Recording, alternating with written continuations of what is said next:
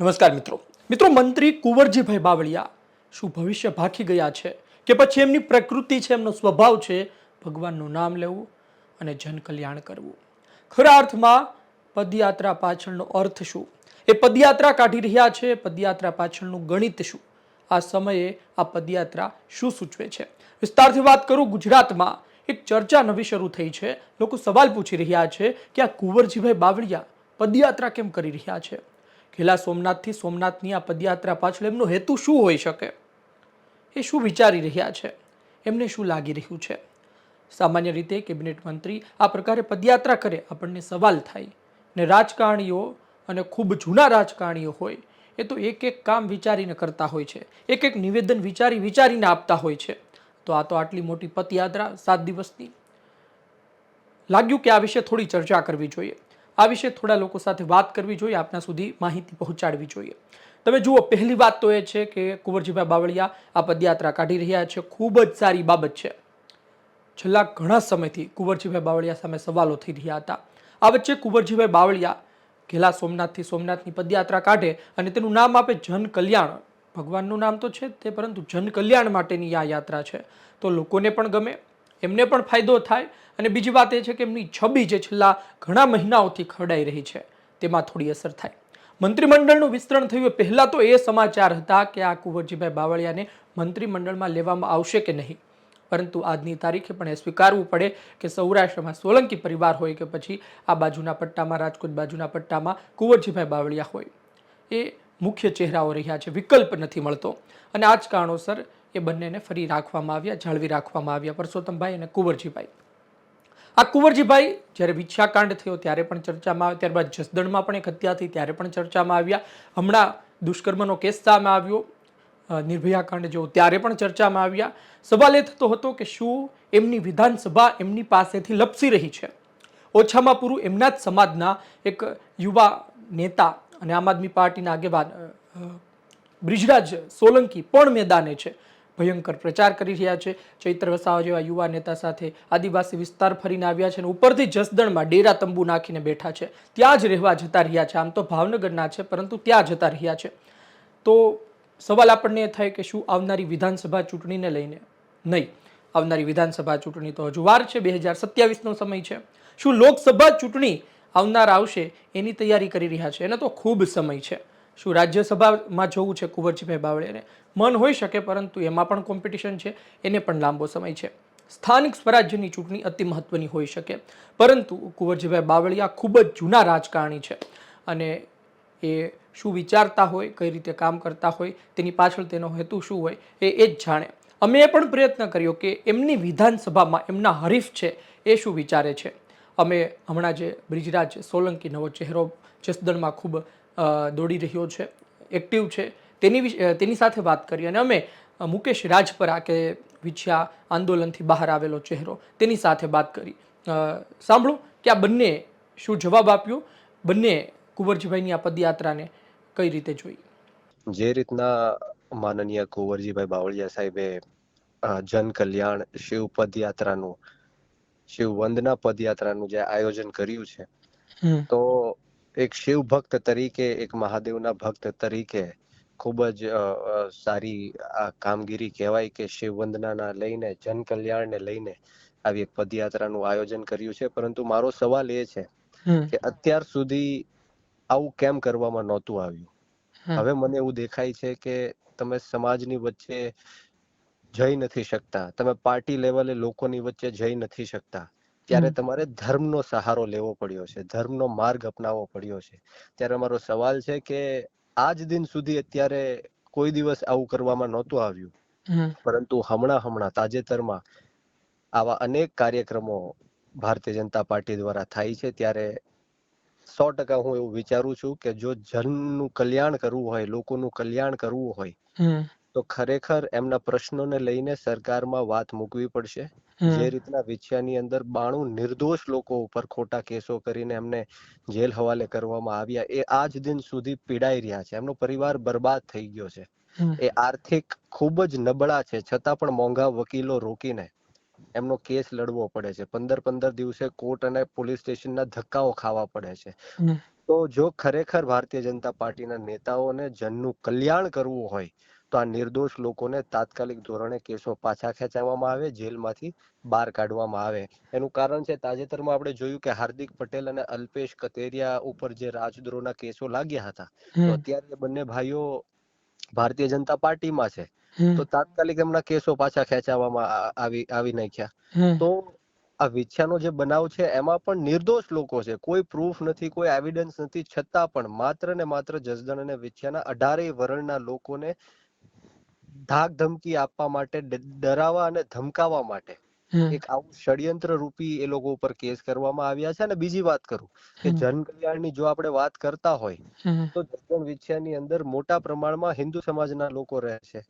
તો હમણાં જ આપણે 6 વર્ષની એક દીકરી ઉપર બળાત્કાર થયો અને જે ન કરવાનું હોય એ કરવામાં આવ્યું, ત્યારે એમને ન્યાય અપાવવાનો હતો, એ પણ હિન્દુની દીકરી હતી. તમારે જન કલ્યાણ કરવું જ હોત તો જસદણ વિછ્યાની અંદર હમણાં જ તાજેતરમાં 2 કરોડ રૂપિયાનો ઇંગ્લિશ દારૂ પકડાણો, 1100 પેટી ઇંગ્લિશ દારૂની પકડાઈ, જેના કારણે હિન્દુ સમાજના અને 18 વર્ણના જે યુવાનો છે એ બરબાદ થઈ રહ્યા છે. નાની ઉંમરે બહેનો છે એ વિધવા બની રહી છે, નાની ઉંમરે બાળકો છે અનાર્થ બની રહ્યા છે, માતાઓ પોતાના દીકરાઓ ગુમાવી રહ્યા છે. ત્યારે કેમ જન કલ્યાણની વાત તમને યાદ નથી આવતી?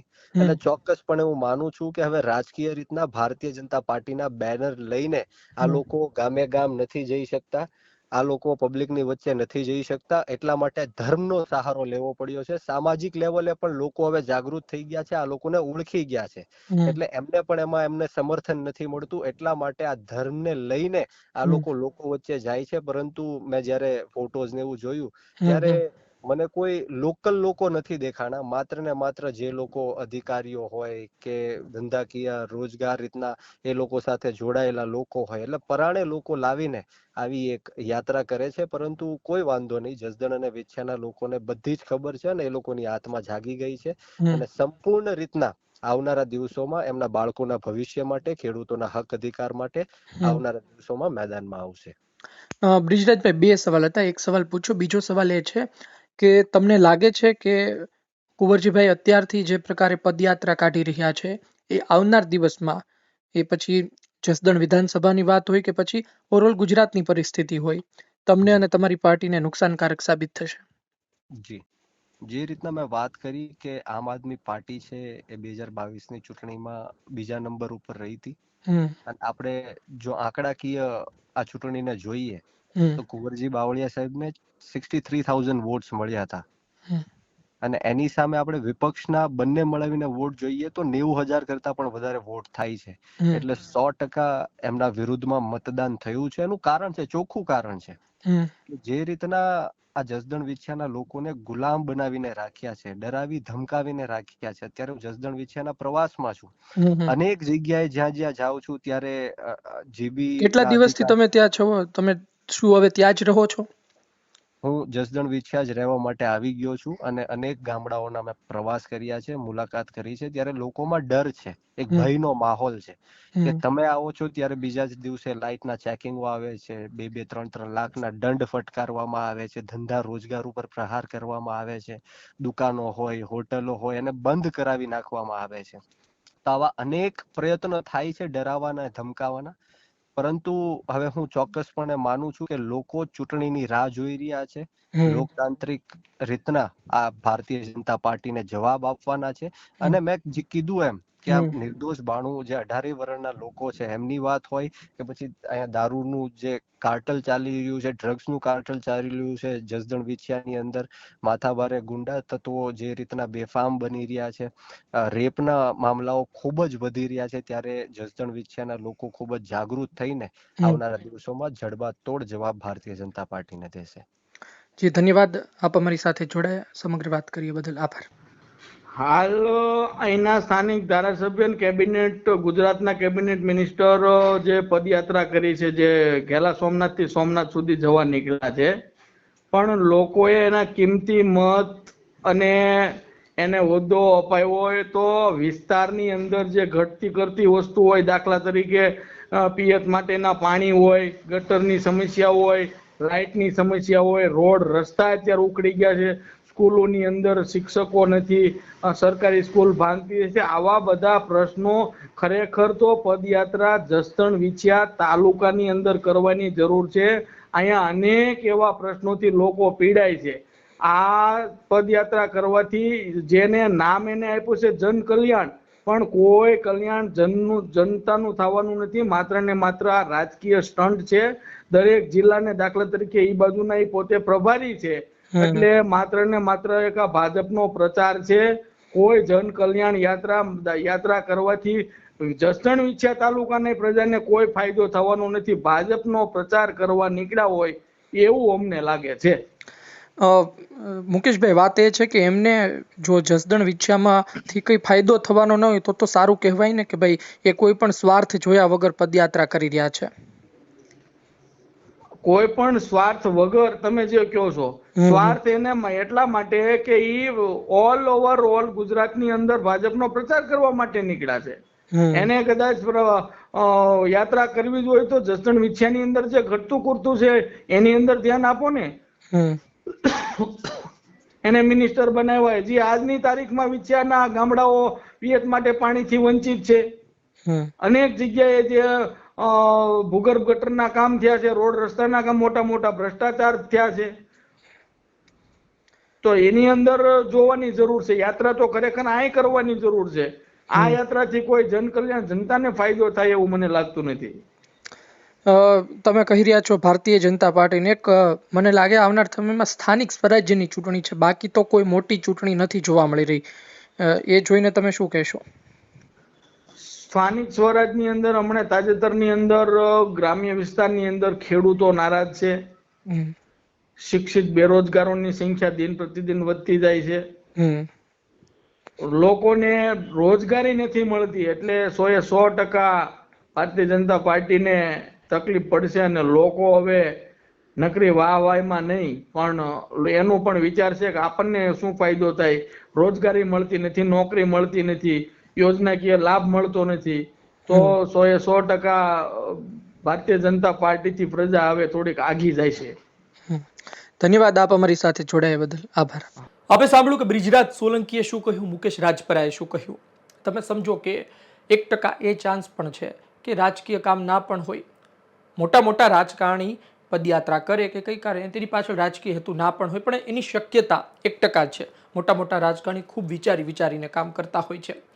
વાત એ છે કે બ્રિજરાજ સોલંકીએ તેવું કહ્યું કે 2 રસ્તા હતા, બંધ થઈ ગયા છે. એક તો સમાજનો રસ્તો અને બીજો પાર્ટીનો રસ્તો. એ વાત સત્ય છે કે આજની તારીખે ભારતીય જનતા પાર્ટીમાં કુંવરજીભાઈ બાવળિયાની સામે એક લોબી કામ કરે છે.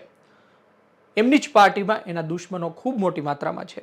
અને બીજી વાત એ છે કે સમાજ એટલે કે કોળી સમાજ છેલ્લા ઘણા સમયથી, એટલે કે વિછિયાકાંડ થયો ત્યારબાદ જસદણમાં હત્યા થઈ, કોળી સમાજના લોકો વિરોધ નોંધાવતા રહ્યા છે.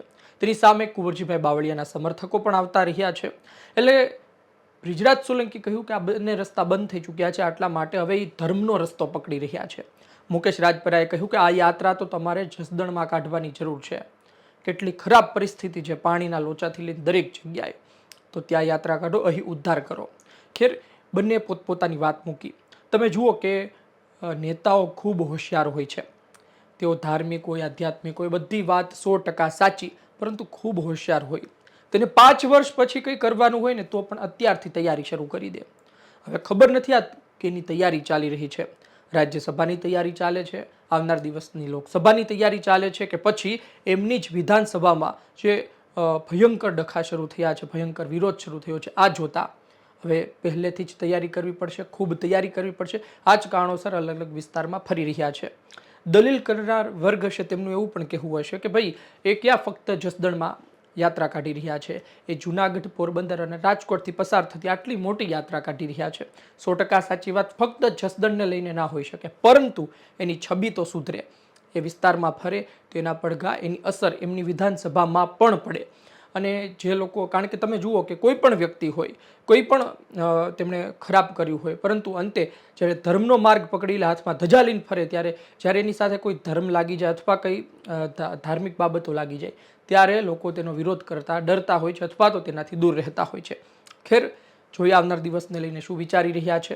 સ્થાનિક સ્વરાજ્યની ચૂંટણી માથે છે. ભારતીય જનતા પાર્ટી અંદર ખાને શું તેમને મોકલી શકે કે તમે જાઓ આ વિસ્તાર ફરો, ખેડૂત વિરોધમાં ચાલી રહ્યા છે, કોળી સમાજના લોકોમાં પણ એક ઉકળતો ચરુ છે, તમે ફરો અને વિસ્તારનો રિપોર્ટ લઈને આવો, વિસ્તારમાં તમે જાઓ, જેનાથી તમે પણ એક્ટિવ છો એ સાબિત થઈને પાર્ટીને પણ આવનાર દિવસમાં ફાયદો થાય. ખેર આ બધી વાતો છે કુંવરજીભાઈ બાવળિયા પોતે જ જાણે છે, કારણ કે ખૂબ જ જૂના રાજકારણી છે. ભલભલાને એણે હરાવેલા છે ને એ પોતે પણ હારેલા છે. પણ હવે આવનાર દિવસ સરળ નથી. કુંવરજીભાઈ બાવળિયા જેવા નેતા એ ભવિષ્ય નક્કી કરીને જ બેઠા હોય. અત્યારથી એમને ખબર પણ હોય કે આવનારા 5 વર્ષ પછી એમને શું કરવાનું છે, કઈ દિશામાં એઓ જઈ રહ્યા છે. ખેર ધીમે ધીમે આપણને ખબર પડશે કે આ બધી સક્રિયતા કે એની પાછળનું કારણ છે. 1% એ પણ શક્યતા છે કે આધ્યાત્મિક જીવ, ધાર્મિક જીવ હોવાથી આ બધું કરી રહ્યા છે. ખેર આપનો અભિપ્રાય કોમેન્ટ બોક્સમાં લખજો. અમારું આ બધું કહેવું નથી, અમે તો ફક્ત તમારી સાથે ચર્ચા કરી રહ્યા છીએ કે આવું બધું પણ હોઈ શકે, કારણ કે આ રાજનેતાઓ આમનામ કશું નથી કરતા. આપનો અભિપ્રાય કોમેન્ટ બોક્સમાં લખજો. આ વિડીયો પસંદ આવ્યો હોય, માહિતી પસંદ આવી હોય, લાઈક કરજો, શેર કરજો. ધન્યવાદ.